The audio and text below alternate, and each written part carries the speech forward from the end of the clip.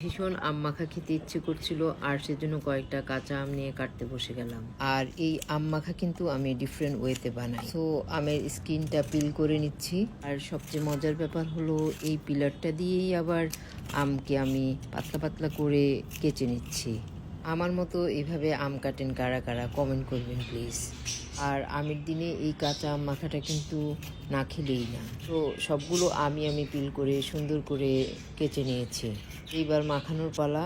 আম আসলে আমি বিভিন্নভাবে বানিয়ে থাকি, আজকে একটু স্পেশালভাবে বানাচ্ছি। একটাই সমস্যা হয়, এই টক জাতীয় জিনিসের ভয়েস ওভার দিতে গেলে মুখে পানি চলে আসে। এই তো আমি শুকনো মরিচটাকে আগুনে পুড়ে ভেঙে দিচ্ছি আমের উপর। আর এখানে নিয়ে নিলাম পুদিনা, কাঁচামরিচ, লবণ, শুকনো মরিচের গুঁড়ো আর চিনি।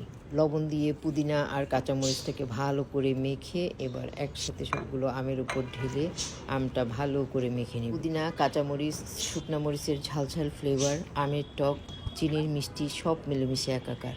উফ, অসম্ভব মজা।